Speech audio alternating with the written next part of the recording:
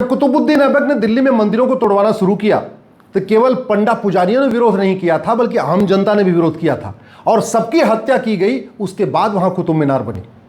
जब अलाउद्दीन खिलजी ने मध्य प्रदेश के भोजशाला में सरस्वती मंदिर को तोड़वाना शुरू किया तो केवल पंडा पुजारियों ने विरोध नहीं किया था, बल्कि आम जनता ने भी विरोध किया था और सबकी हत्या की गई। उसके बाद वहां पर मस्जिद बनी। जब सिकंदर शाह ने बंगाल में भगवान शिव के मंदिर को तोड़वाना शुरू किया तो केवल पंडा पुजारियों ने विरोध नहीं किया, बल्कि आम हिंदुओं ने भी इसका विरोध किया था और सबकी हत्या की गई। उसके बाद वहां आदीना मस्जिद बनी। जब तुगलक ने उत्तर प्रदेश के जौनपुर में अटाला देवी मंदिर को तोड़वाना शुरू किया तो पंडा पुजारियों ने भी विरोध किया, आम जनता ने भी विरोध किया और जो लोग विरोध कर रहे थे सबकी हत्या कर दी गई। फिर उसके बाद वहां अटाला मस्जिद बनी। जब अलाउद्दीन खिलजी ने गुजरात के रुद्र महालय मंदिर को तोड़वाना शुरू किया था तो पंडा पुजारियों के साथ आम जनता ने भी विरोध किया था, भगवान शिव के भक्तों ने सबने विरोध किया और सबकी हत्या की गई। उसके बाद वहां जामी मस्जिद बनी। जब बाबर ने अयोध्या में भगवान श्री राम का जो जन्मभूमि का मंदिर था उसको तोड़वाना शुरू किया था तो पंडा पुजारियों की भी हत्या की गई थी, आम जनता की भी हत्या की गई थी। फिर वहां पर बाबरी मस्जिद बनी थी। जब अहमद साहब ने गुजरात के भद्रकाली मंदिर को तोड़वाना शुरू किया तो पंडा पुजारियों की भी हत्या हुई, आम हिंदुओं की भी हत्या हुई। उसके बाद वहां जामा मस्जिद बनी। जब औरंगजेब ने काशी विश्वनाथ मंदिर को तोड़वाना शुरू किया था तो पंडा पुजारियों के साथ साथ आम जनता की भी हत्या की गई। फिर वहां ज्ञानवापी मस्जिद बनी। जब औरंगजेब ने मथुरा में भगवान श्री कृष्ण की जन्मभूमि को तोड़वाना शुरू किया तो पंडा पुजारियों ने विरोध किया, आम जनता ने विरोध किया, सबकी हत्या की गई। उसके बाद वहां पर ईदगाह मस्जिद बनी। अब जब देश आज़ाद हो चुका है, भारत में संविधान है, भारत में नियम कानून है, भारत में कोर्ट है, तो क्या हमको इतना भी अधिकार नहीं कि जिन मंदिरों की रक्षा के लिए हमारे पूर्वजों ने बलिदान किया उनको वापस लेने के लिए हम कोर्ट चले जाएं? हम कोर्ट अगर नहीं जाएंगे तो हम अपने पूर्वजों को क्या जवाब देंगे? और दोषी हम हैं या वो लोग जो इन वहशी दरिंदों के पक्ष में खड़े हुए हैं? हम तो केवल ये कह रहे हैं कि इसकी जांच हो जाए, इसका सर्वे हो जाए, दूध का दूध पानी का पानी हो जाए। और भारत के संविधान का आर्टिकल 49 भी यही कहता है।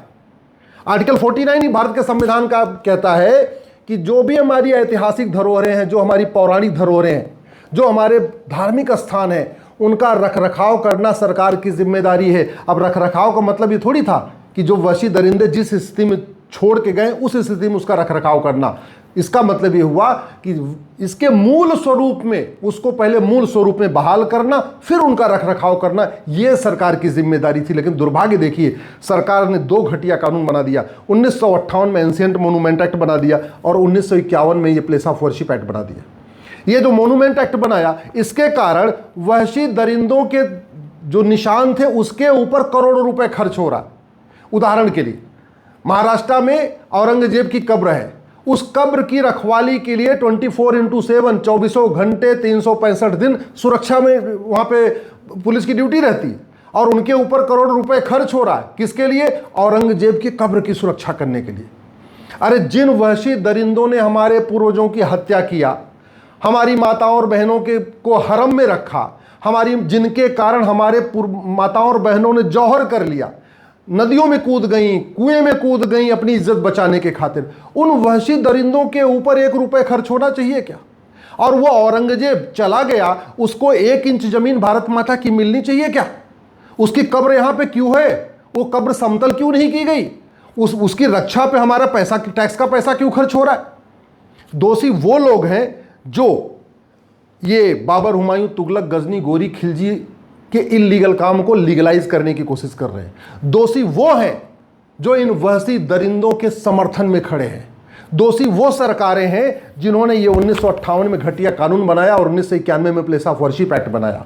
देश आज़ाद हो चुका है, संविधान लागू हो चुका है, अदालतें हैं, कोर्ट हैं और टेक्नोलॉजी इतनी एडवांस हो चुकी है कि किसी भी स्थान का सर्वे करा के, कार्बन डेटिंग करा के, एरियल सर्वे करा के, और भी तरीके की टेक्नोलॉजी है, सर्वे करा के आराम से पता किया जा सकता है कि ये मूल स्वरूप में है या तोड़ी गई है। एक बात मैं पहले भी कई बार कह चुका हूं, फिर से कह रहा हूं, वहशी दरिंदों ने एक भी नया शहर नहीं बसाया था, यहां के बसे बसाए शहरों का नाम बदला था।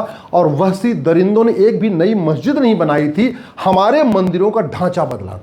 अगर उनको नमाज पढ़ने के लिए मंदिर चाहिए होती तो पूरे देश में उस समय जनसंख्या बहुत कम थी, खूब खाली ज़मीनें पड़ी थी, आराम से वहाँ पे वो मस्जिद बना लेते, नमाज पढ़ते। उनको नमाज पढ़ने के लिए मस्जिद चाहिए नहीं थी, उनको तो केवल हमारा स्वाभिमान कुचलना था, हमारे पूर्वजों की हत्या करनी थी, हमारे पूर्वजों का जो स्वाभिमान है उसको पैरों तले रौंदना था, इसलिए उन्होंने ये काम किया।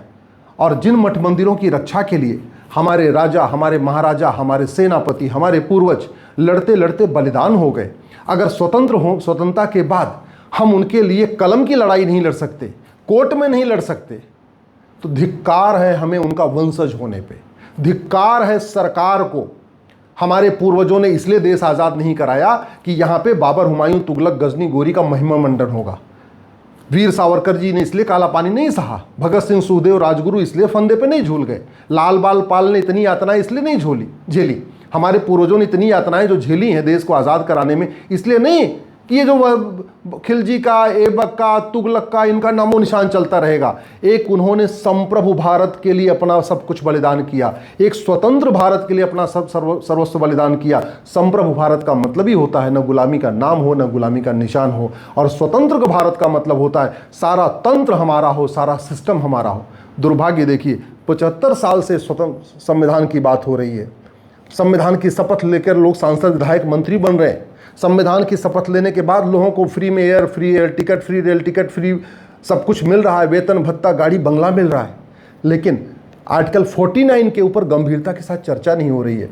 अब समय आ चुका है, ये जो घटिया 1958 का एंशिएंट मोनूमेंट एक्ट है, इसको बदला जाए और भारत में एक भारतीय धरोहर संहिता बनाई जाए, और 1991 का जो प्लेस ऑफ वर्शिप एक्ट है इसको भी ख़त्म किया जाए, और भारत में एक नई भारतीय धर्मस्थल संहिता बनाई जाए। इन दो कानूनों को बदल के एक भारतीय धरोहर संहिता और एक भारतीय धर्मस्थल संहिता बनाई जाए।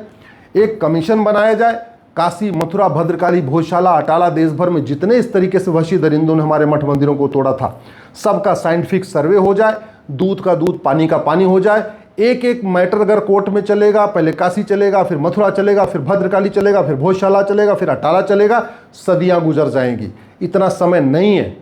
अच्छा, सबसे बड़ी बेहतरीन तरीका है एक भारतीय धरोहर आयोग बनाया जाए, और उस धरोहर आयोग में जज भी हों, सुप्रीम कोर्ट के जज हों, रिटायर्ड जज हों या वर्किंग जज हों, उसमें इतिहासकार हों, उसमें ASI के लोग हों, उसमें साइंटिस्ट हों, और पूरे देश में जहाँ जहाँ ऐसे विवाद हैं, चाहे काशी है, चाहे मथुरा है, चाहे भद्रकाली है, चाहे भोजशाला है, चाहे अटाला है, चाहे अदीना है, जहाँ पे भी विवाद है, उन सब का एक साथ सर्वे करा लिया जाए। एक साथ सर्वे करने के बाद जिसका है, अगर वो मंदिर है हिंदुओं को सौंप दिया जाए, अगर वो मस्जिद है मुस्लिम्स को सौंप दिया जाए। लेकिन अगर इसके बावजूद अगर कोई भी इन वहशी दरिंदों के पक्ष में खड़ा होता है तो फिर उसकी सिटीजनशिप खत्म करना चाहिए। भय बिन होए न प्रीत, सठे साठ्यम समाचरित, लोहा लोहे को काटता है। जो लोग भारत में रहते हैं, अगर आज भी वो बाबर, औरंगजेब, तुगलक, गजनी, गोरी के इल्लीगल काम के सब समर्थन में खड़े हैं, तो फिर इसको देशद्रोह मानना चाहिए और ऐसे लोगों की सिटीजनशिप खत्म करनी चाहिए, तब जाके देश सुरक्षित होगा।